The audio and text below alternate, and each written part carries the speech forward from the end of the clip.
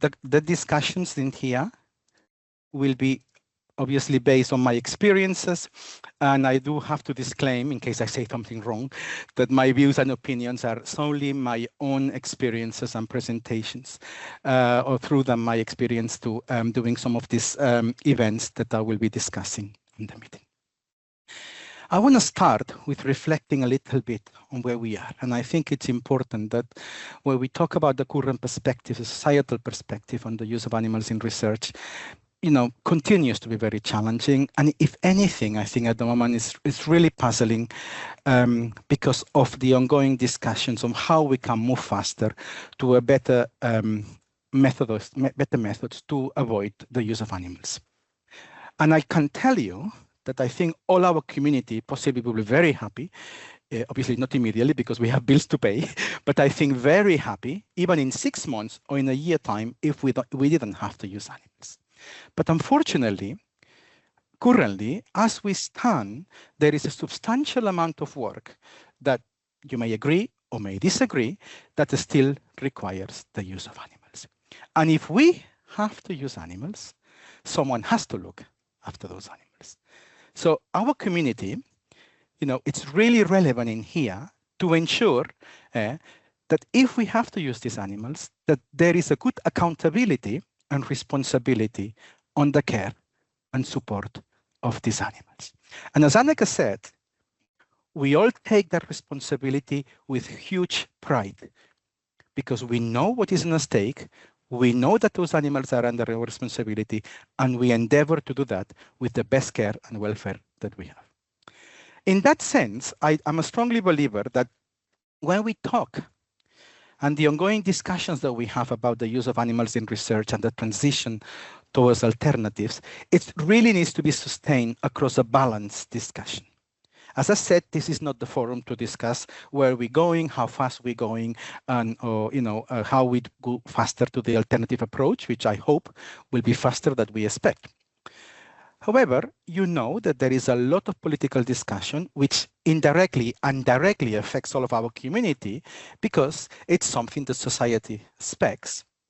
And as you can see from these statements from the government here in the UK, there's been a lot of news and a lot of manifestos, all very useful, in which the government, and I'm sure in other countries it's the same, they're really committed to phase out towards this kind of much more reliable ways of endeavoring research.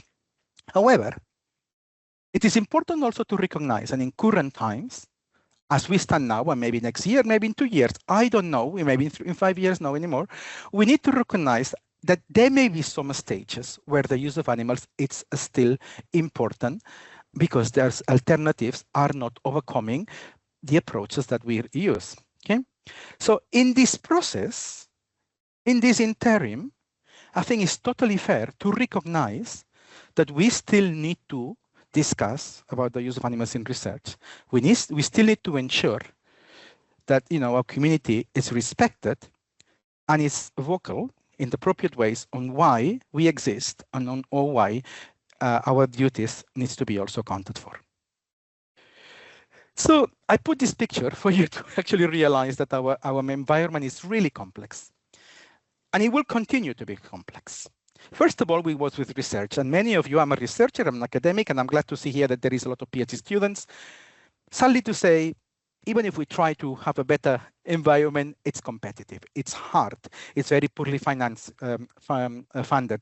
And importantly, the regulation is becoming complex. It's becoming complex because the accountability of the ethical committee, the accountability of the research, the accountability of the money that comes from society is becoming stronger.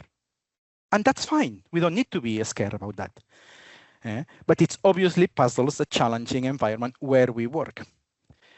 And possibly where I see major problems at the moment, it's really that while there is a lot of discussion and a lot of funding of alternatives, in part of that dialogue, that language that Annika also alluded to, we can see that there is a certain degree of, properly loose language that it really doesn't strengthen enough how important, how challenging, how emotionally challenging our work is. And nobody easily would say that we need the expertise of these technicians because they are the best to ensure that what you do in those animals, they really ensure that it's done properly. So in all these pressures, in all this dialogue, sadly, there is little space to balance appropriately all the pressures. And you have to realize that these manifestos come up, and then you read the news, and I just wonder how everybody at different levels may take this news, because nobody in those discussions, there is very little wording about the emotional challenges that we all face. So what can we do? Obviously, we need to pack up and be stronger. I can tell you that.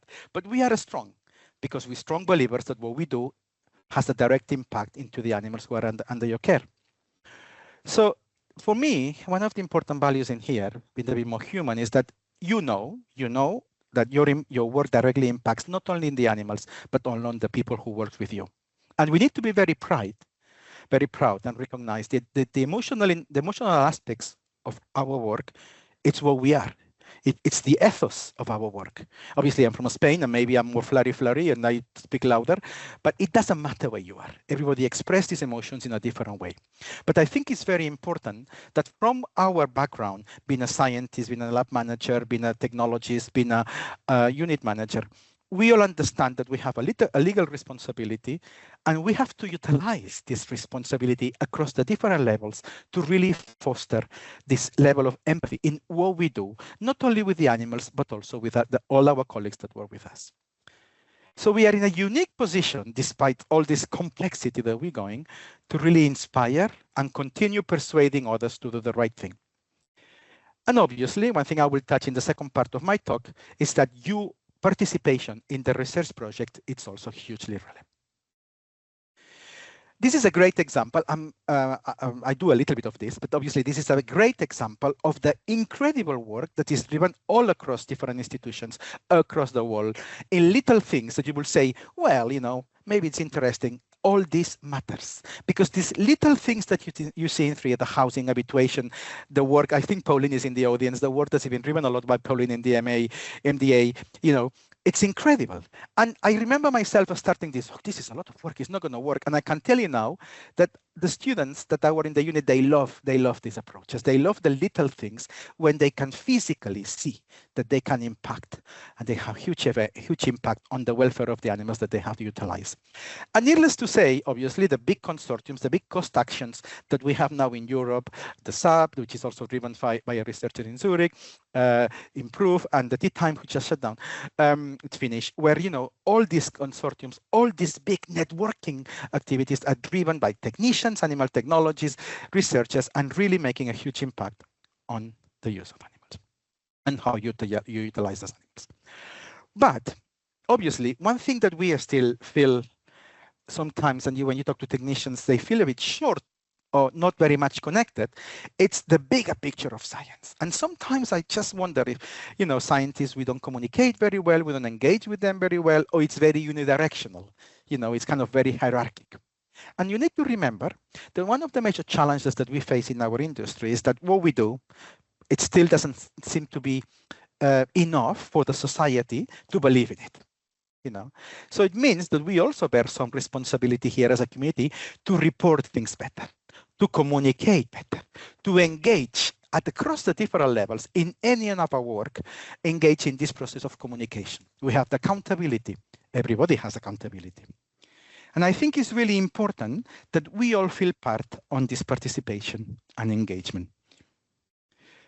So as Anneke said, being vocal, creating awareness, being open about what we do, communicate, engaging, embracing this teamwork, and finding support. And this is where, institutional support across all the levels, it's really important. We need to build up these resources in our facilities to ensure that all the staff across all the levels feel supported, from the PhD students, the master students, the lab managers, the technicians, and the researchers. And I can see that sometimes there is a lot of animosity in the researchers, but remember that the system also functions because the researchers bring the money. So we need to be very clear that we are all key stakeholders in this ballgame. And I think one thing that we need to really be aware at the moment is that we need to embrace the new technologies. When we talk, for example, about training, engagement, we need to value the diversity in our team. And we need to understand that the way that society functions at the moment, the social networks, social media, LinkedIn, it's really fast. But we need to get in there in a way that we think is constructive, is respectful, is creative, and is empathetic. And this is where the languages that sometimes are used can be, this loose language, these big statements, can be really diminishing on the great work that our community is doing. So now I'm going to get into a little bit of explaining some of the approaches that we have been utilizing. So obviously, I don't take any credit from this. This is the work that I did together with Professor Beth Greenhow, and possibly you know Beth because I think she's been in Switzerland.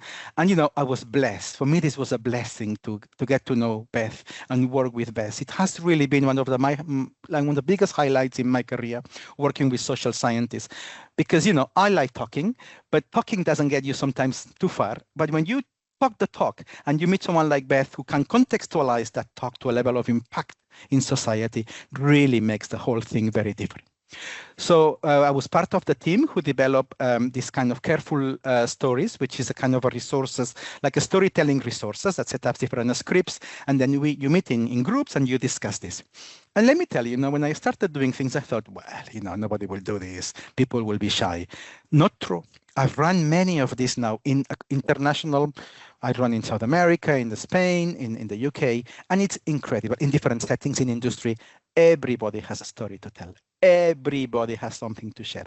And once you start opening these little discussions, these little questions, then things evolve to a very, very nice, reflection as a group, what things are puzzling all your colleagues. And I do think it makes a real impact on talking about the emotions. It makes a real impact of understanding what's in, for example, in the institutions on how to acquire, better systems in place in your institution to support this. Talk about this concept of compassion fatigue, and very importantly, improve the concept of communication and resourcing your team and being able to support at different level the different aspects that are in your team. So I'm not going to talk much more about this because I know that in the last session of these seminars, Penny Hawkins will be also elaborating a bit more on this kind of tools that the RSPCA here in UK has also been discussing. Another activity that I set up in here in QMUL was related to something that is very student-engaged, student-led. Yeah? And it's very interesting, this story, because I had a student who was from chemistry, and he said, I want to do something that is really impact on people. And I said, listen, would you like to engage with something related to culture of care with the students? So she didn't know anything about laboratory animals. And then she went into the unit. This was also technique. She met all the animal technologists, and she was totally blown away. But the empathy that my colleagues and your colleagues, share. I don't get involved in these discussions because when the vet is there, it seems like, everything is a bit hierarchic. So I said, you go, you talk to the technologist. And the student came to me like, wow, this is incredible. I didn't know that this existed. I didn't know that we have these facilities. And then together we set up these leaflets who are now in our unit. And then it reminds everybody that the important parameters of communication and sharing information, resources on working in a much more empathetic environment where we work. We also, last year, and this was very successful, set up this kind of workshops. There was a big meeting, the EIT meeting. Last year, it was the anniversary, and it was Laboratory Animals Association here in Veterinary Association, LAVA, here in the UK. We also supported that meeting. And together with my excellent colleague that you all know, Nairi Denison. If you don't know, you have to look for her because she's really instrumental here in the UK and in Europe of the role of the veterinarian in laboratory animals research. We set up this workshop in which you create different scenarios, and you'll see later on in the slide, different scenarios that are built up to reflect more on how we can improve the communication between the vets and the animal technicians, and really building up a strength on this communication and empowering, particularly empowering very horizontally the value of the animal technologist in assessing, monitoring, and actually getting much more involved in all the research process. So really, these activities were set up in building up these two ways communication, so totally horizontal, and making sure that this kind of dialogue, it's really nurturing and really instrumental on developing a very valuable culture of care and supporting all the staff. So here you can see an example of some of these scenarios that we develop, and this was done in the kind of a workshop setup. So we have one scenario in there. Suddenly someone in the unit needs some advice from the veterinarian, and the veterinarian is not available. So we have to do this remotely, and this can happen. I am employed where I work, so I'm the veterinarian of the facility. But historically, we used to have 3 facilities. So unless I clone myself, which possibly nobody would like to see 3 Jordis in the wall, we had to. I have to sometimes, rely on some phone call or something, and before I arrive to the unit. So it's a very real scenario. The other scenario was, and sadly, this always happens on the weekends, as you know, or after hours. Always. I don't understand why. There is always difficult decisions need to happen, and normally always on the weekend, and normally always in the afternoon. I don't know. So actually, it's something that really puzzles, particularly PhD students, that they need to make decisions on the human endpoint sometimes when they are alone in the unit. And this is really stressful. This is emotionally really, really challenging. And the other scenario, for example, was working in a complex biocontainment unit where we all know, for example, I find it very difficult to work in an isolator because I don't have this I don't feel this kind of physical contact with the animals. Obviously, I use these gloves, but in the isolator, sometimes these gloves are so thick, So sometimes you feel really a barrier. There's this physical barrier, and sometimes you wish you could do things a bit different, but it's a biocontainment, and it's safe for the animal, not safe for you to do that. And you can see how we set up this set of questions that are really built up on trying to reflect a dialogue. So this is not about blaming. This is not about you need to contact the vet because the vet knows it all, which is totally wrong. I can tell you that. We are all in the same business here. We all bear the responsibility in what we do, and this is where dialogue has to be very transversal. We all bear different expertise. That's okay. But when it comes to the dialogue, we all part equally in that dialogue. Okay. So it's about being proactive, finding the way of resolving the problem, setting up this conversation, and really, without any fear, helping each other in these challenging scenarios, and understand that we are there for each other for one sake. The sake is to ensure that the animal welfare prevails above all. Yeah, because it could be that sometimes decisions need to be taken very, very quickly. And this is where, by the team, by that dialogue, we're really trying to help you, whoever's in the unit at that moment, to support and solve these challenges. And importantly, make sure that you feel that you are supported. So in the last part of the talk, I'm going to talk something about which I'm quite passionate about it. And it's not only my endeavor. I work together with the Sainsbury's Wellcome Center here in London, and you see later on my collaborators in here, in which we were very particularly interested on engaging the animal technologies much more in the scientific process, lead them to a much more engagement on what's called this scientific procedures. And there is this really beautiful publications the working group that it was published last year. Yeah, I think it was around the time of ELASA. And it was very informative because it actually really highlights the importance of the different key players on these procedures of educating, particularly about doing research. And you can see different aspects here where the technologies will be instrumental. So understanding, the welfare assessments, very much linked to the harm-benefit analysis. How do we monitor the animal? Helping the researcher to understand the human endpoints. Monitoring the animal, how we can do this, understanding, working closely with the researcher to understand the different impacts of the different procedures that you do on the cumulative severity. Importantly, when you have a very large cohort and you need to understand the genetics of your colony, how am I going to try to get, working with male and females in complex genetically modified animals, very much related to challenges on the breeding pattern. Important, how can I get any help on randomizing my studies, particularly in behavioral studies? Can I get some help on blinding when I have to assess these animals? And critically, when it comes to the time to assess this concept of cumulative severity, the technician is in the better place for there to support the PhD student or the researcher to understand what's going on across the different interventions and understand how all impacts on the well-being of the animal. And hopefully, by giving these tools, the researcher will be better placed to understand how these impacts on the research that is taking charge of. Sadly, though, when we ask the technologies about what do we think about their involvement in research, look the type of questions. Well, I leave this to the scientists. I'm not trained. I don't have the knowledge, because I always find this wrongly. And I'm sorry to tell you, I'm not an academic. Well, we are all academics, I'm sorry to tell you. We are all, because we are all, or even if you're an industry, you're an academic, because you believe in innovation. Innovation on animal care, innovation on animal welfare. We all create knowledge. We all nurture knowledge. It doesn't matter if you have a PhD. I know it takes a long time to do it. So guys, the PhD students, please keep going because it's worth it.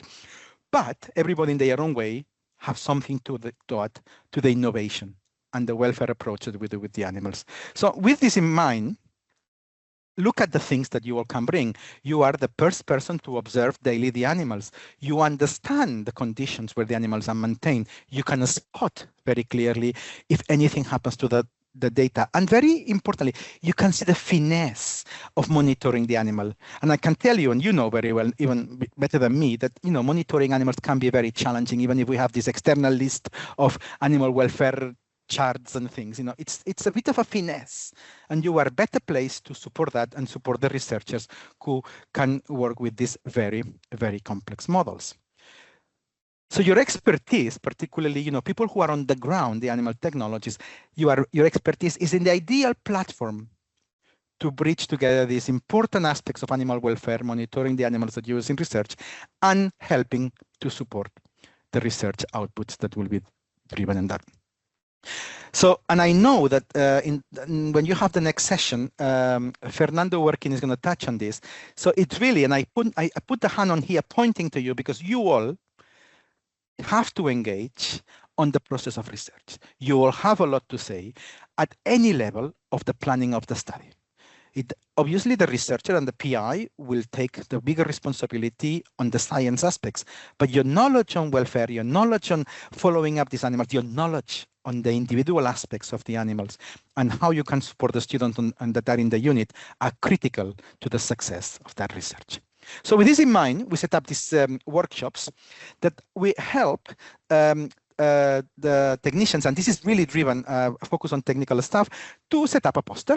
And they always go to meetings and say, oh, it's really difficult because I don't want to write a paper. Let's start simpler. Let's start with a poster. So we set up this workshop and we try to break barriers on doing a poster, and we help with we have a different preparatory talk. We do a practical. We help a lot in the, we are different mentors. So we have groups, and then with mentors, we give them good guidance also with the preparatory talks. And then the technicians have to be in groups, and then they have to outline the poster. And the learning outcomes of this exercise is really focused on engaging and even this kind of personal value, reassuring that your knowledge is important. And doing a poster is not as complex as you think. It is complex because you have to be systematic, but it's all about learning, mentorship, supporting each other, and it's really a team effort. And getting, recognizing that your knowledge in animal welfare and with the appropriate tools of communication and engaging in this sharing process can really make an impact on how you do your poster. So you can see that this was also driven by the Sensory Welcome Center, and I'm going to touch in this in a second on that. Okay, so how we did this? So we set up two seminars. One of them was actually at the Sensory Center, which is a beautiful center. I can tell you that if you come to London, you contact Elenia Manati, and he's the director of the biological services there, and it's an incredible facility in cognitive science. And we set up these workshops, and then another workshop we set up with the support of the biomedical services at the University of Oxford. And we set up different themes. So we have these groups in where some of the themes could be associated to refinements, so they're very much focused on the animal care and welfare. Some other ones were focused on your story. What's your story? What you're going to talk about? Career development, a very important culture of care. And you can see here some pictures of these aspects of these workshops. There was a lot of dynamics, the small groups, and they set up these beautiful posters. Look at these posters. There is so much, look at that, the nursing home years, my path career, the ladder. And there was so much effort, so much care, so much beauty on these exercises. Because everybody, have a story to tell. And I'm glad to tell you that now we build up, particularly under the leadership of Eleni, but also Sean and Christophe Galichet, who all this is part of the Sainsbury's Welcome Center. We set up, and now we have this paper. It's going to come out, I think it's been accepted, but it's going to come up soon, where it really highlights this exercise that we do to building much more engagement with the technologies in this process. And I can tell you the beauty of this, that really brings up this engagement, the enthusiasm, your knowledge about this. And I think what's really important that in your unit, you do have to allocate time for this.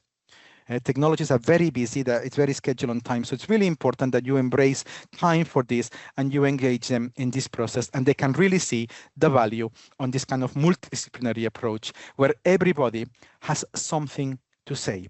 One thing that I really learned in these exercises is that everybody's very quiet, because when you give a little bit of, and the talks have to be short, they see you like the speaker and they like it, they really listen. But I think what really people want to do is to be active, dynamic, engage. And through these exercises was so important, because as soon as we distribute people on groups and then they were engaging with their groups and they were groups that they didn't know each other, then the creativity comes and the discussions, because in that moment, everybody has a story to tell. And how they can build these stories in a way that is much more systematic. It really empowers the technologists to strongly believe in themselves and their capacity to actually do a poster. Why? Because it's about communication. It's about making sure that you can systematic approach on making these posters, and that really reinforces a strong belief that you can do it, that you're able to do it, and you should be actually, you want to engage with this process of making a bit look what is called scientific posterette or a poster. So it's a good way for them to engage with what they think it's so all outside their belief or their engagement or their knowledge, which is totally misguiding. So before I wrap up, and in my talk, I have, as you remember, I started a little bit highlighting the challenges that our community enforces at the moment. And I gave a few examples of how do I strongly believe that we can embrace better this communication, the engagement, and a little bit about emotional engagement. I didn't talk much about emotions because I felt that Anneke highlighted that very well. However, I want to say something that I think it really puzzles me and it worries me, is that we need to be very careful about the human impact on how these alternatives animal research dialogue is portrayed in the media. And I'm very, from the previous speaker, it was very important what how Anneke mentioned the fact that language, it's really dangerous if it's wrongly used. Because if you're a caring person, if you really care about your work, because you are all a caring person, you care about your work, seeing some highlights about, you know, animal suffering and that we don't care, that they allow this, and indirectly or directly, and possibly directly, it will hurt you. It will really hurt you, because you know that what you do, it's really important, and you know that what you do, it's appropriately done, because you do it well. And I think in this highlight here, that is it's a nice piece from Juliet Dykes in the Replacing Animal Research here in the UK, where it really reflects about how we go about empowering or making sure that in this dialogue, the human impact of what we do remains engaged across the whole levels. We really need to stop, please, please, please, this polarization. It doesn't help anyone. I understand that the animal activists have a reason to exist, and I understand that your beliefs, are your beliefs, and we have to respect. But we have to find a dialogue. We have to have a common ground. Science is built in collaboration, not if attacking the other people, not in black and white. Science is built on this empowering all the tools that we have. And let me tell you something, the laboratory animal community have a lot to say. It's been there for years and have a lot to share. So I think understanding this power, understanding importantly the emotional impact of our community, which is complex, but also valuing and empower their knowledge, it's really the only way forward. And always remember, please, animal technologies possibly are the poorest values and paid in all the range, professional range in our units. So this is the reality, and we really need to build up this as a community to empower as a community a much more stronger way of we can build up a much more collaborative and non-polarized discussion is this transition towards alternatives. So I'm just closing with my summary. I do think the community, the current times are challenging, and nobody can deny this. I don't want to reflect in my own experience. We've gone through here at QMUL some problems, and I can tell you, I'm going to share you this. I strongly believe, that for a while I thought, we're talking too much about culture of care. We're talking too much about compassion haptic, because this should be already sorted, because our community is the best. Our ethos on compassion should always thrive. It doesn't matter. I've seen one of our technologies break down when some animals died, and that really broke my heart. And not because obviously the person shows the emotions. I was really like, I'm so happy that I can be here for you. I just felt really upset because it shouldn't happen. It shouldn't happen. And I think because there's always a sense of guilt that you have not done your work well. And this is what really puzzles me. This concept, this confusion of responsibility and accountability. And we need to nurture this better. These communication values have to be framed in a way that they're not hurtful, because the language, the reports continue to be hurtful. So we really need to build up a stronger in this emotional engagement in our community. We need to really embrace this empathetic ethos that we have in a way that transfers across all the levels in our institutions, even at the higher levels of the VP. I know it's hard telling me about it, but I'm vocal, and I'm going to continue to be vocal at the higher level. If they don't like it, they can fire me. Possibly they won't. But I need to be vocal. I need to be vocal because our voice needs to be heard, not only for the animals, but for everybody in our community. And also to understand that the researchers are also part of that community. They are also struggling up there to bring the funding. So recognize also their challenges. We are all here as a community, Very important before I leave. In these challenges, things won't happen easily. So we need to embrace time. We need to create the spaces. We need to build up resources. We need to do seminars like this, as you can see by the well attendance, that these things do matter. And they do matter because your input, your participation is crucial in what we do. And as Anneke said, the previous speaker, we need to take ownership in what we do and take huge pride in what we do, because we will be here for a while. Don't worry. We'll have to be here because the animals need us. And we know what we're doing, and we're doing best is to look after those animals. And with that, I just leave you here some resources that you can utilize, because this will be recorded and shared. And I'm really happy to take any questions from the chat. And I'm really, really, really happy and blessed, really blessed you all for being an extraordinary audience. And I hope I have helped you a little bit to pass my emotional enthusiasm to you all. Thank you very much.